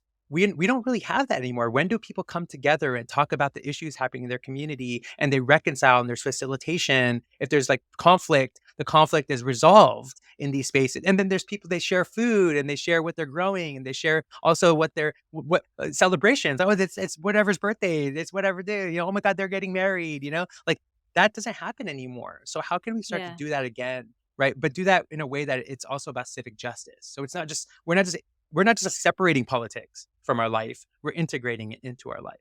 So we need a little bit of civic justice. And by the way, the ecological justice won't happen if you don't have the civic justice. The social justice won't happen if you don't have civic justice. Because if people don't have power and if nature doesn't have power, what's going to happen? So I want to dig into this a bit because I know you talk about this idea of regenerative civic engagement, and this is an area that you've done a lot of work in. Okay, so here in the U.S. we have a presidential election that is coming up this year, which I would like to not think about, but it is coming. And there's so much news energy and coverage and everything, but sort of focused on like these big presidential elections, and very few people go know what's kind of going on in their local politics. And so I guess first, yeah, when you say regenerative civic engagement, is it this concept that you just crystallized for us? And then second, why do you see that as a key lever for change? Yeah, I mean, it's important for us to recognize that have you ever read the book Banality of Evil? No, but it has been on my list for a long time, actually. At the very least, even before you read it, maybe it might be wise to just find a YouTube video where they like, summarize it or they talk about Hannah Arendt and her work. I think Mhm. it's really valuable. I even interviewed Roger Berkowitz, who is a director of the Hannah Arendt Center in New York, and they study her work because just to give folks context, and Hannah Arendt, her father and her mother, they both one her I think I forgot maybe I'm mixing it up, but her father survived the Holocaust and her mother survived Stalin's Russia. Okay, Mm. so she comes from two backgrounds of like what the heck happened to humanity in those spaces. So she spent her whole life studying like how what happened and how do we prevent that. That was her whole life was dedicated to that. And so she wrote a book called Banality of Evil. And I think that's probably the best synthesis of recognizing that evil. And we have to really start to understand this. I mean, this is like really, we really need, like right now, it's so critical that we actually, you know, even you bringing up the like the presidential election, right? And your how it's making you feel, and me too, all of us, we're feeling like, ugh, ugh, right? But we have Yeah. to recognize that that's on purpose. Like our wanting to disconnect from bureaucracy is actually how evil perpetuates in bureaucracy. And that evil turns into we're just following orders. My boss Yeah. told me to do this. The general told me to do that. The president told me to do that. And then millions of people die. He told me. She told me. It's not me. She told me, right? Yeah. And we saw that the past few years. I mean, I had people who like didn't let me into places and they were like, well, they told us we can't let you in. Like, do you have any science behind why you're saying this? Do you have No. They were just like doing what they were being told. Mm. And they were literally separating and segregating people, you know, the past few years. We saw like almost like a beautiful operation of segregation, right? Being practiced all around the world. I mean, even you, like not being able to go to India, right? So the banality of evil is that evil perpetuates the most terrible evil perpetuates in the boringness. Banality is boringness. So when things are really boring, then people separate from it. And then the evil grows because it's like, yep, nobody's showing up. Yeah. So when I talk about regenerative civic engagement, I come from the perspective that you go to a city hall meeting, who's there? Who's there to be there? Everybody's there to complain or be angry about their problem, but nobody's there to be there. Nobody's Yeah. there because they care. They're there because they're being impacted, not because they care, right? And or they want to Mm-hmm. benefit, right? Because I mean, I was went to the city hall meeting in the city I'm in right now, and there were a bunch of business owners that showed up because they were going to lose money. So then they wanted to say something, right? So like, Yeah. Even the way that they're set up, right? Like people facing the speaker or like a panel of speakers. I mean, even just changing the space, right? Like, how about we sit in circles? and they try to make it a circle. It's like a little bit of a circle, but it's like they're all above. They're sitting above everybody, right? But even beyond that, right? I think the space is boring too. Like, go and read any bills. Go to like go read an agenda from your city and be like, can you handle it? Can you sit with it? And so right now, we're being challenged right now to actually acknowledge: are we building the capacity? You have a lot of smart people on your thing, right? And like, there's a lot of smart people. How many of them are using their intelligence to deal with the bureaucracy? They're all like writing books and doing things outside of the bureaucracy, but the bureaucracy is where it happens. Like that's where the laws are written. That's where the policy is made.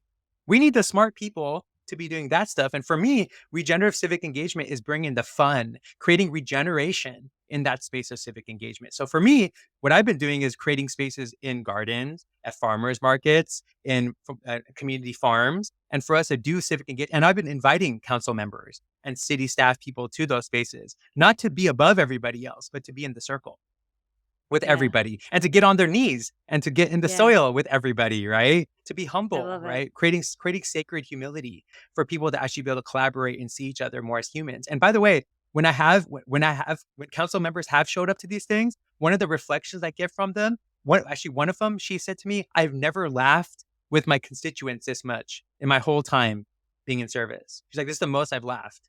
Because I did a laughter Mm. thing, a neuroplasticity laughter thing with everybody, and we all laughed for like 20 minutes. We laughed.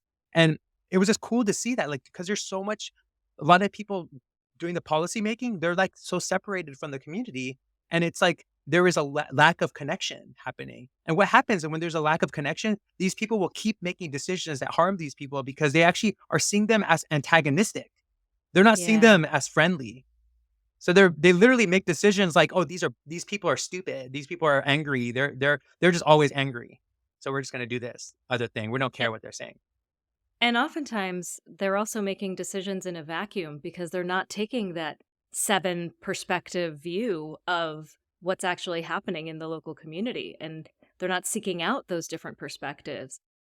but there's also people not offering those There's not different also that. perspectives, right? So it's like the two need to come together, which is what I think is so beautiful about the work that you're doing Yeah, on the and ground. it is challenging because I do feel like sometimes I'm like yelling into like a empty forest, right? Because it really there needs to be a critical mass, right? Like so, like yes, it's important for us to come together in like regenerative ways on farms and community gardens and different spaces where we can come together and be more connected, right? And create more social cohesion. But we also need to start also going and showing up to those city hall meetings and those county meetings together, but with one voice. Like we need to actually start formulating plans that we show up to those very boring, banal bureaucratic spaces that the decision making is happening, where those Mm. things are happening. Because if we show up together, they will change what they're going to do. I've seen it in real time, how they've changed their decisions based on 20 people showing up, not 20,000. 20 Yeah. citizens showing up with the same voice. Not 20,000. Everybody goes like, "Oh, we gotta get all these votes and get to do phone banking and all this stuff." Actually, you don't need to do any of those things. You just need people to be organized and coming with a shared voice and showing up. Just show and by the way, my hope is in this regenerative way that we can maybe experiment with, if we can get some more funds. You know a lot of people with resources. If people can actually start sacrificing their resources to save humanity and ecology, maybe it is about paying the artists who are good at doing what they do. Like I'm an artist. I know great Mhm. artists, right? Maybe support the Mhm. artists. Like maybe you got to Mhm. support us to actually create some change in culture because culture doesn't shift from the people who are academics. The academics have never changed culture. It's always the artists that change culture. So maybe we have to support the artists and maybe empower them with the ability because they're like for example, as an artist, I am not scared to go to a banal space and make it fun. you know, I'm not. I show up to these city hall meetings and I play the flute on the microphone. I'm not scared of going up there and saying what needs to be said. But a lot of people are scared of their place in line. And I think that's where the artist has a lot of superpowers, right? Because the artist is actually operating from the heart, a real artist, right? And I think that's where we need more of is supporting those who can operate from the heart. And eventually everybody can operate from the heart because we all are artists, right? And even the academics are artists and they're yearning to be artists, right? A lot of them, but they also want to be Yeah. artists where there's harmony in the world, right? They're not just doing it in a vacuum and everything's burning around them, right? They're in their cabin in the woods, but the whole world is burning. And then the woods are going to burn too because you have to do something to protect the woods. So, but what I'm hoping though, eventually is that, maybe before there's a city hall meeting, we can do a potluck outside of the city hall. And then maybe after the city hall meeting, we can all gather and kind of recoup and talk about how we felt and maybe do a sound bath and maybe a meditation together or something. Like things Mm. don't have to be so banal, like Mhm. because something is boring, it doesn't have to be boring. Like we can bring our creativity, we can bring our innovativeness to any space. Like, we're not stuck. Yeah. Boring doesn't mean it has to be boring. On my son's playroom, in my 5-year-old's playroom, we have a little quote up there, Pablo Picasso's quote, "Every child is an artist." One of my the ways that I present neuroplasticity when I go and do corporate wellness and I do any sort of like wellness or keynote speeches and stuff, I actually that's my intention is to bring the inner child out of adults because I noticed like I've done a lot of well-being work over the years and I've like noticed that forget about doing the complicated well-being stuff. So many adults don't know how to access their inner child and their inner child is broken. Like maybe their mommy and daddy didn't love them or maybe they got shut down or maybe everyone's inner child is broken somewhere, right? Because we haven't had Yeah. most of us haven't had healthy childhoods, right? So for me to bring out the healthy child, the healthy inner child, and have it play and have fun and connect with this inner artist, and connect with the inner joy, and also connect with the inner silliness. Because like you got to be silly sometimes. It's so powerful. It's such a superpower to be silly, you know. Yeah. Yeah. Yeah, and I mean, I think parents of young children get to exercise that superpower often, which is such a blessing. But what if Yeah, but what if one we of took it the into our policy making? And what if we took it into our yeah, deliberation, our problem solving? Not just policy making, but problem solving. Like what if we channel the silliness? Because it really is neuroplasticity, right? Like you can actually get out of stuckness by being silly. yeah, yeah. One of the best ways I've found, to do that is having adults act like animals, like Yes. pick animals that they wanna act out and then actually, like, get on the floor and crawl around and wiggle and, like, whatever it is, and it's amazing what you see happen and Totally. how much fun because 'cause you're just it's just not, like, we're not normally doing that unless you're, I mean, I do it with my kiddo, but like outside of, outside of my home or places where I'm playing with him, I'm not typically doing that. And it's so fun It's so to fun. do those kinds of things. And it gets you out of your like rigid ways of thinking, and gets you out of your standard talking points that you're just used to regurgitating over and over again. So I like that little trick. Or another one is pick a plant, Oh be a yeah, I plant. love that. Yeah. We that the animal one, we did that one time. I was teaching a trauma resilience training. It was a certification around turning trauma into power. And it was with Mhm, a bunch of caregivers, right? Healthcare mhm. providers and stuff. And I had them all channel their inner animals. And we did that as a practice of, dealing with trauma. And it was people like share, it was really amazing. Like after we did it, like so many of them were like, wow, my God, I didn't realize how much I just needed to like be an animal and like how good I felt afterwards. So I'm like, it is a Mhm. powerful trauma transformation tool too. It's not something just to poo-poo, like it's a silly kid thing. These are things, Yeah. these primal things are something sometimes are really important for us to transmute really tough stuff that's happening and that we're experiencing, you know? Yeah, and we don't in many of our in our sort of modern day society, in our culture, many of us don't have these kind of practices or ceremonies or kind of ways and things that we engage in that allow us to integrate and transmute that trauma. I mean, I was thinking the other day about I used to live in New York City in my 20s, and I was thinking about one of the things I used to love to do was go dancing with my girlfriends. And it was, it was just fun, and it was like stress relief, and it was all these things. And it's so funny, we were talking about ecstatic dancing, and I'm like, basically, that's what we were doing every single every weekend. And, that's not like a part of my life anymore, and I really miss it. I'm like, there's something about that sort of movement in freedom and, under the darkness of lights where there's like a freeing Yeah. thing that comes out. And so I've been thinking about that a bit lately, about how to incorporate more of that into my Maybe life. channel it around the new and full moons, like, like create a Mm. ceremony around it and like, cool to kind of connect it to the lunar solar cycle, those are powerful. Yeah, I love that idea. So, on this podcast, we talk a lot about sort of these big picture global crises, the meta crisis, the sort of entangled crises that have common underlying generative factors. And all of it can feel very abstract and sort of disconnected from our daily lives. And I think, it's important that people are working across all sorts of levels of scale Right. on these issues that we're working on. Some people are more naturally, kind of oriented towards the global, the big picture, the existential, the metaphysical. Others are more kind of locally oriented and locally grounded and focused on relationships that they can see and feel and touch. And I'm curious about how you're sort of thinking about the balance. Yeah, as you're saying that, I'm thinking about what's popping up into my consciousness is think global, act local, right?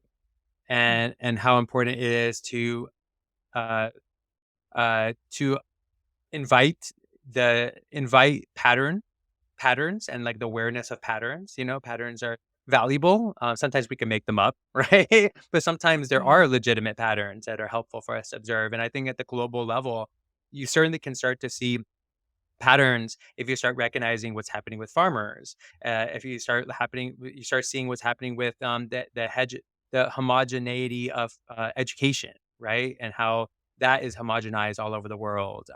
Where does that start from? And like start if we do start analyzing these patterns all around the world that are global, start recognizing they're kind of eh, it start to get into like a conspiratorial space of like, whoa, like, is there intention behind this? Is there intention behind controlling the food system? Is there intention around controlling the healthcare system? Is there intention around controlling the education system? That we all now use a similar education system that not even doesn't even produce the best results for the best humans, right? And so we're starting to look at these patterns around the world and be like, wait, they're so interconnected. Okay, and then you have the financial systems, right? Don't get me started with that because most MBAs don't study cooperative business models, right? Yet Mhm. that's a hugely successful and resilient business model. And MBAs don't even study that. You can go to the top MBA Mhm. school, they don't study cooperative business Yep. model. I didn't. Yeah. I didn't. So, which is like, whoa, right? That's kind of crazy that you can go to like a top-notch MBA school and not learn about all of the different business structures. Don't you go to? Yeah. Is that the point of going to a business school? Is to learn about business structure. So from that point of view, there's a consistent theme around the world, a pattern of control, and that control is also set in a. It seems like that's set in a control mechanism of insecurity, right? Because, you know, what is the saying? If your idea is secure, then you want it to be challenged. But a lot of Mhm. these ideas, whether it's business or education or health or farming, a lot of these ideas are very insecure that are being kind of disseminated all over the world and forced on people all over the world. They're not very secure because they don't want challenge. There's actually incredible censorship of these Mhm. concepts. And so from that point of view, that's when you have to start to go to regional and then go to local because at the end of the day, how much impact, unless you're really connected to some of the most powerful people in the world, how much impact, and even if you're connected to those people, are you individually going to make a difference? I'm starting to get over that story like that. Oh, I can change that person. I don't think one Mm. person can ever change somebody. And if they're a king or a queen, or if they're a corporate king or queen, right, or a banking king and queen, or whatever direction you want to go, if they're a king and queen, you can't change them with one person. It's gonna take a community. Like, like the Ubuntu style, like you gotta surround them with a bunch of people, right? I don't believe in that anymore that I'm gonna heal that person. Like I don't think anybody can Mhm. heal any one person. It's a community that creates that transformation and creates the reconciliation for the shame to turn into something different, right? Um, but that being said, so okay, we see this pattern all around the world. Okay, so then let's go to the local. So when you like come back to the local, you can act in the local space. So from the local space, we can start being like, do we want our education like this? No. What are the different ways we can make it? Let's invite the community. What kind of education do you want for your kids? What do you want? What are the virtues and values and principles you want your kids to imbue?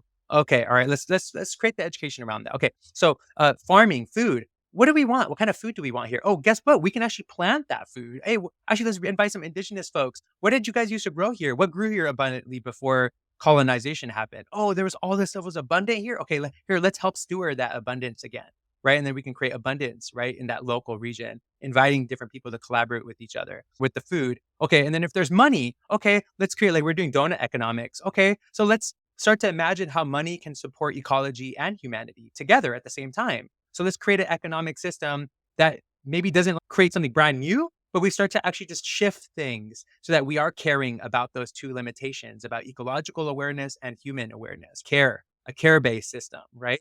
But that only Mhm. can happen at a local, it has to start at a local level. It has to, it has to be mycelial, right? Like just like an ecosystem that is degrading, you're not going to fix that ecosystem by just coming with like a big picture solution. You actually have to start with mini plots where you're like starting to like steward mini plots. And then those mini plots, if they do well, they will start the mycelial network will start growing and it'll spread out and it'll regenerate that ecosystem.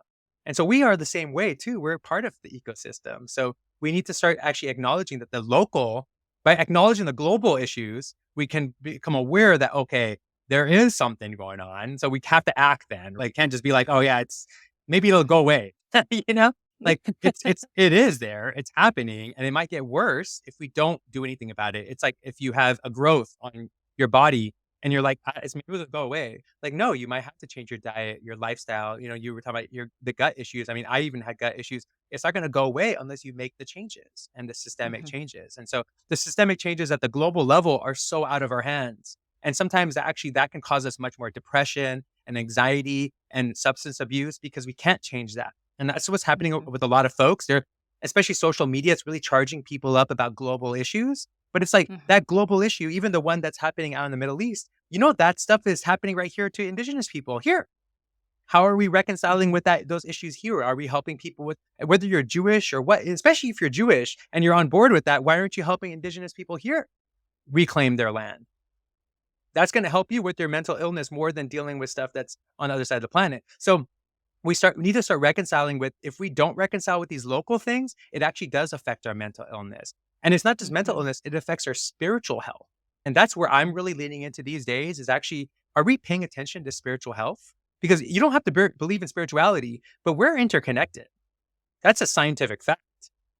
So if we're Mhm. interconnected, your decisions and your impact has a reflective impact on you. We have a nervous system. If your nervous system feels like you're not safe, if you feel like the system around you are not safe, it's going to affect you invariably. It's going to affect your nervous system. Then it's going to affect your your endocrine system. It's going to affect your cardiovascular system. It's going to affect your brain function, your ability to focus, your ability to reconcile, your ability to deal with conflicts.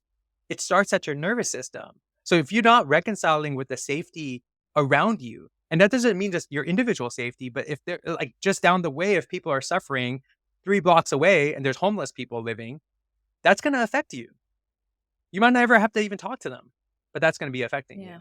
Yeah, this was something that I think this was a lesson I think I very viscerally learned um, with my own child, and I saw the impact. So he had a lot of medical challenges when he was a baby, and we were as a family under an enormous amount of stress during that first year and a half, and lots of hospitalizations and things like that. Some unexpected, some expected, and my anxiety I could see was visibly affecting my child and my ability to take the time that I needed to also be healing myself along the journey of helping him heal was so critical. And it's always a balance, right? There's just it's so difficult, but it became so viscerally clear to me how interconnected we are.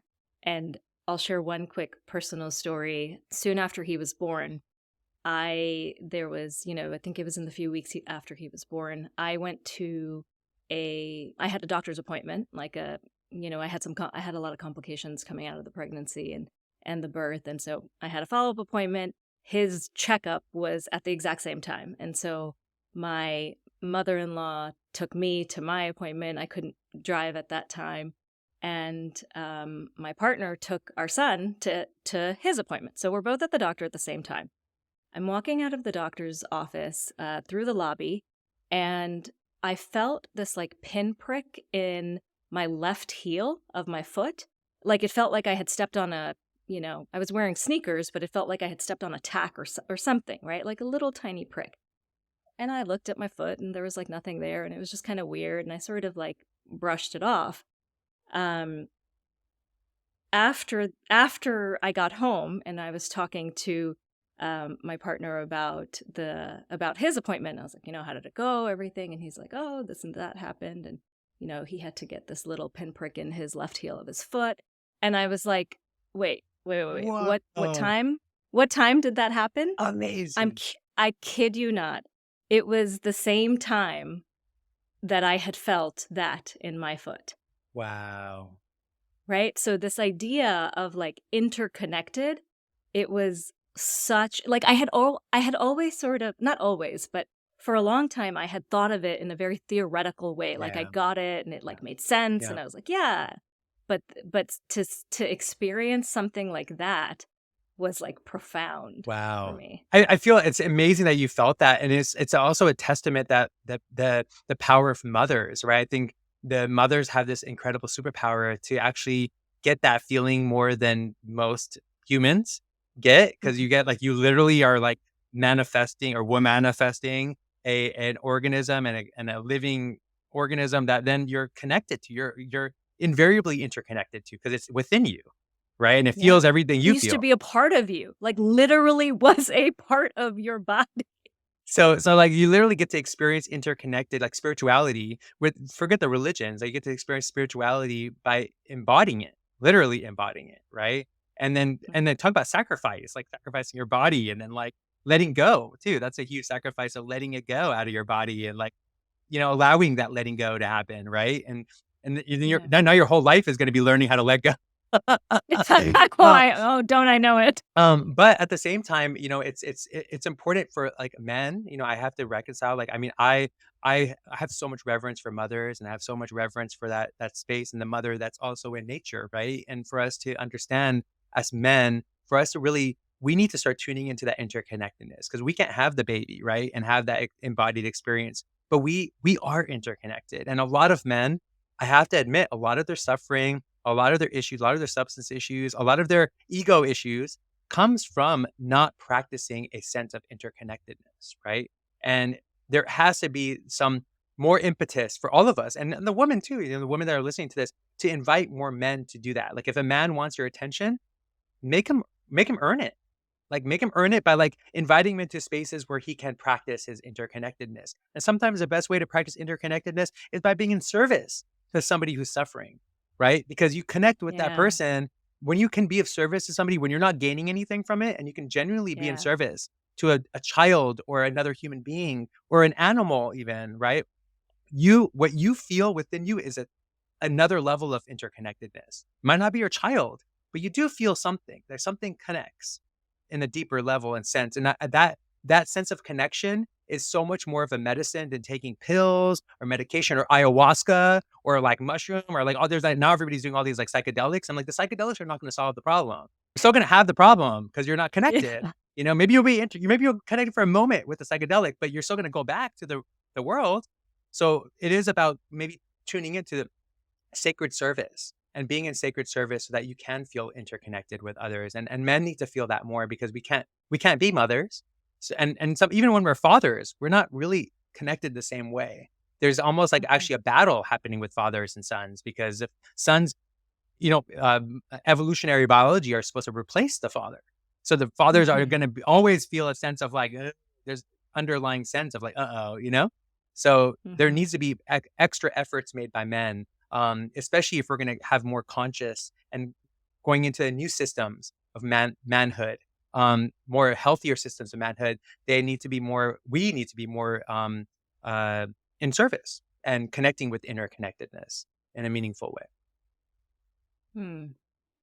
That's beautiful. I think that's a wonderful place to close our conversation. So I think the last question I would have for you is, who would you like to platform on the podcast? I mean, I already brought her up before, her, Della Duncan. I mean, I feel it'd be so valuable to have her on your podcast because she's an economist and, she studied Buddhist economies Mhm. and she's gone around the world and does a lot of really great work. And now that I'm working with her with the California Doughnut Economic Coalition, we're doing a really big project that's like huge where we're going to be presenting and maybe impacting local policy making, right? And also state policy making in California that actually radically shifts the way economics supports humans and nature at the same time.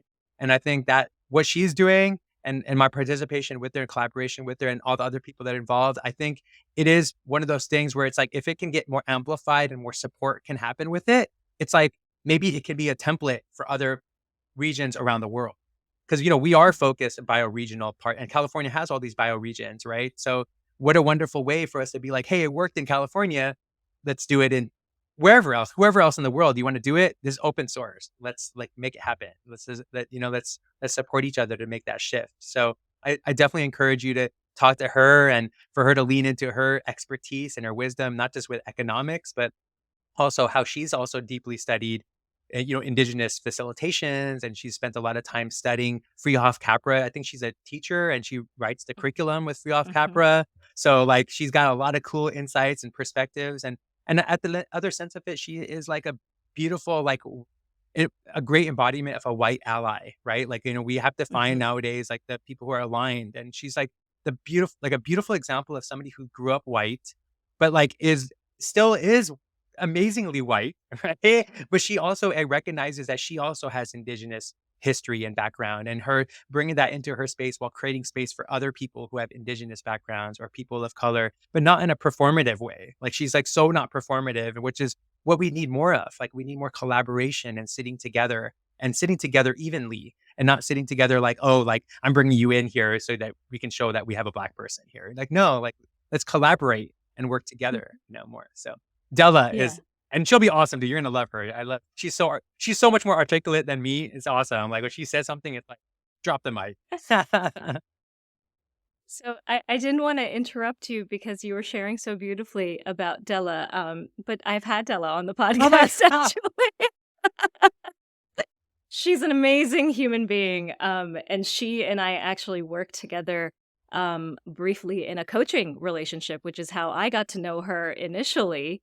And yeah, and I had her on the podcast. Oh my god. Okay, so then I guess I gotta throw somebody else at you. Yeah, you got to give me someone Okay, else. I guess I'll share my partner, Diana, and she is a nurse, and she was a labor rights for the nurses union for many years, and she's a pediatric nurse. Actually, she was at UCSF Children's Hospital, and she's the founder of the nonprofit Cultivating Self, where we're doing food as medicine, and we've done trauma resilience trainings for healthcare providers and retreats and whatnot. So I think she would be awesome. And I think also it'd be valuable to have her because she's half Puerto Rican, half Mexican, and she's also trying to reconnect with. I think she's in her second year of herbal medicine school.